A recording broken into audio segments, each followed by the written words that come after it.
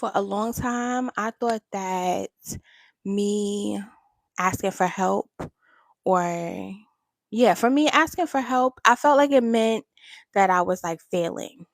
Like if I had to reach out to a friend to help me with something or reach out to family to help me with something, that I wasn't doing a good enough job. No matter how hard I was working, no matter if I had two jobs, there was a point where I had two jobs and I was in school full time.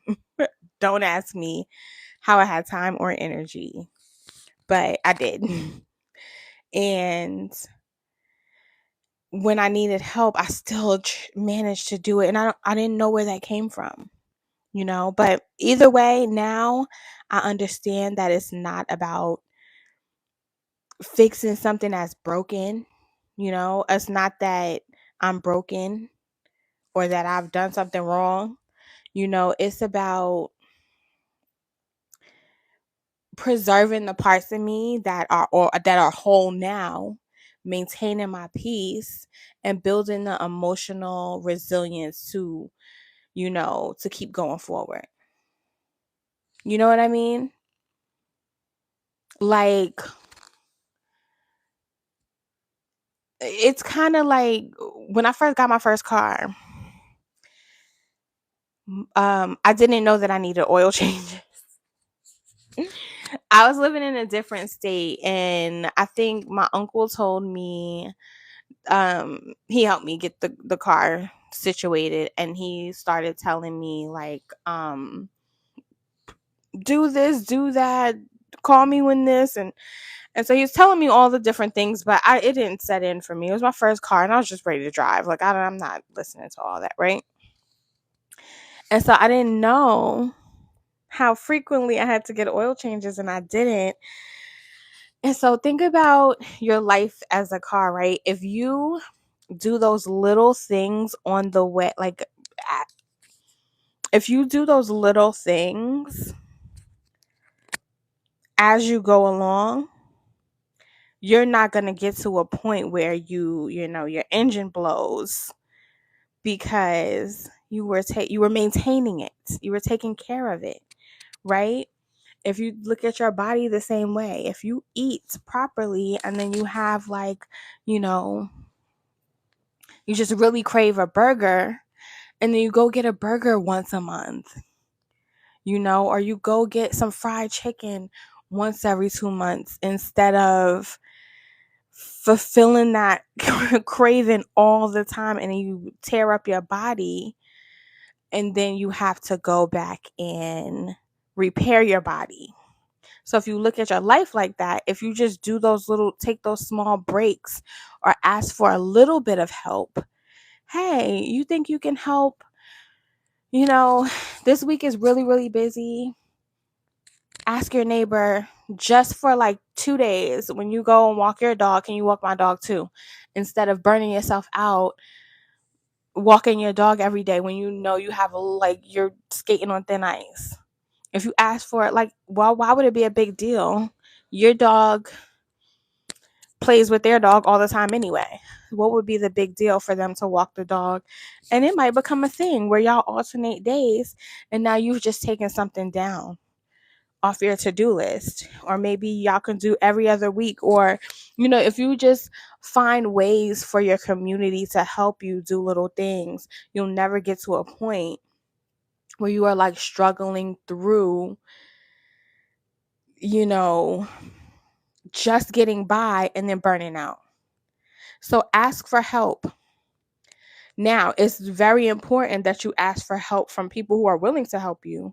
And that's where finding your community in the first place is very important. And I don't feel like it's not stressed enough. We stress about jobs. We stress about relationships. We stress about, and when I'm talking about intimate relationships. Everybody talks about that. Everybody talks about what fancy car you're going to get or what kind of luxury apartment. And nobody talks about community. And that's really one of the most important things you can do is build a community, because think of how small that is, and being willing to ask for help and being willing to help one another. Everybody's life would be so much easier, but everybody is out for self. Everybody is thinking about themselves. And if you do one small gesture for a neighbor, something you're already doing, you're already walking your dog. Stop by, grab their dog, walk the two dogs together, and then later you might need help bringing the groceries inside. Or you might need help bringing a package upstairs. Or whatever, And so if we get into a habit of seeking help, getting help before we truly need it, or before we burn out, then we won't be in crisis. We won't be reaching out to our friends in crisis. And if you make it a habit of reaching out to your friends only during crisis and helping each other only during crisis, your friends will get tired of you too. And so you don't have to be in crisis to deserve care. You deserve support before things get out of hand. You deserve the freedom to get help in different ways, whether it's through therapy, again, like I said, community, self-care practices, just any meaningful connection with other people.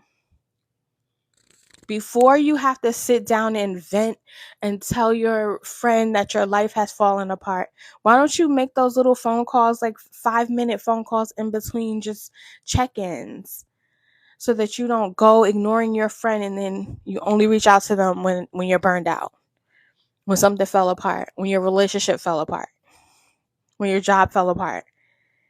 Nobody wants to hear that. So it's time to redefine what support means for us. We deserve a kind of care that prioritizes our mental health, our emotional health, our just overall well-being, not just for repair, not just for crisis, but just to keep us going. Like I told you before, the oil changes. If you take care of yourself every single day, little by little, you don't have to burn out and say, oh my God, I need a vacation so bad.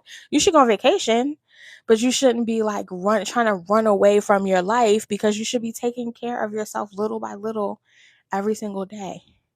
It's okay to ask for help when you're not falling apart. You know what I mean? It's okay.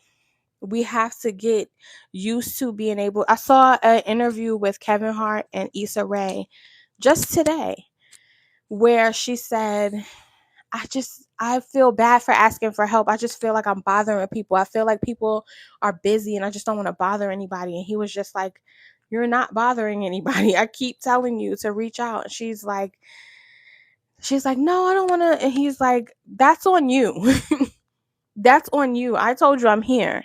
And everybody else that says that they're here, they're here. And even if they're not there, like, they'll return your phone call. People want to help. Not everybody, but then check them off your list.